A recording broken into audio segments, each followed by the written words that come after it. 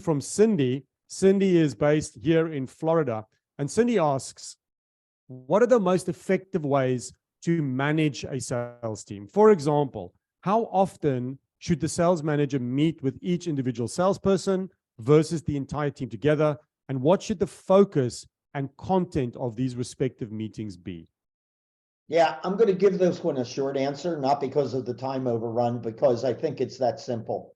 Okay. Look, whoever a salesperson reports to in the organization, and there could be many layers because, you know, I had one that was 2,600 salespeople. So, but if you go more than a span of 12 to 15 salespeople that you're managing, I think you're too spread too thin. So there's layers in an organization depending upon the size. Whoever the salesperson is reporting to, I would be uncomfortable if they weren't meeting once a week.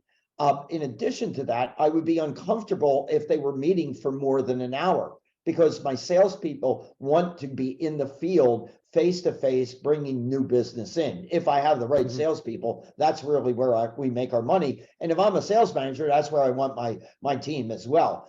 So I like weekly one-on-one meetings, no more than an hour. They're agenda-driven. Before we even have the meeting, we both understand what the content is going to be. And quite frankly, if I were to narrow it down to I only want to talk about one thing, I'll talk about every week. Let's review your pipeline.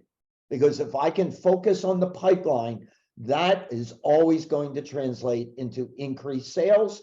And if it doesn't, it's going to indicate gaps in the way we are selling that I can now fix, such that everyone in the organization from a selling standpoint benefits from. So weekly, 1 hour max, and drive the pipeline. Okay. Cindy, I'll give a little bit of extra commentary on that.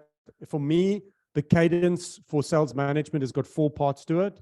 I think you need a quarterly planning session with your entire team once a quarter, offsite preferably, half a day. And we're going to look at priority setting, KPIs, goals, a little look back on the last 100 days, and what are we focusing on at the expense of everything else in the next 100 days. I'm encouraging my clients that have got distributed sales teams where they have remote sales teams all over the country to even make that a full day and take it off site, because there's real power in proximity. We need these salespeople to be rubbing up against each other physically, because therein lies a lot of the things that have gotten lost post-COVID when we now have these completely remote teams. The second thing that I would do is a monthly deep dive. Monthly, I want to really get into, are the things that we're tracking working?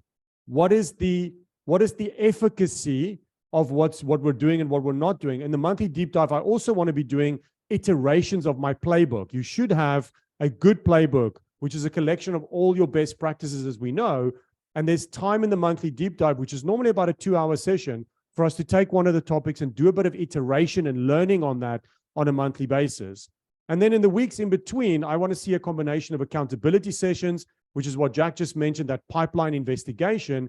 And then finally, an element of performance coaching, which is both group and individual. And in that performance coaching, I'd like to see joint field or virtual sales calls. I want to see some role practice. I want to see some call reviews. I want to see you working on the personal development plan with the salesperson. And finally, I want to see some live opportunity pipeline coaching. That's where a salesperson comes to you and says, here are the 2 deals that I want to sign this month. I'm struggling. Help me to increase the probability of signing these deals. Those are some of the elements that I would want to see a sales manager lean into. But as Jack said, if you get into a scenario where you have more than 8 or 10 or 12 salespeople, then you probably need to start thinking about multiple sales managers for your sales team in order to keep that kind of cadence and rhythm of touches going. And Morné, one reminder here, and that is what percentage of the time is the sales manager spending sitting at their desk or behind a computer?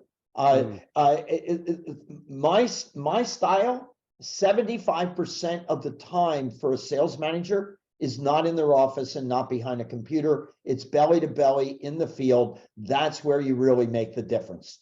And so I would just ask, Cindy and anyone else, just take a note. How often is the sales manager sitting at quote unquote corporate in an office and in meetings? Where the rubber meets the road is where the customer and prospects are.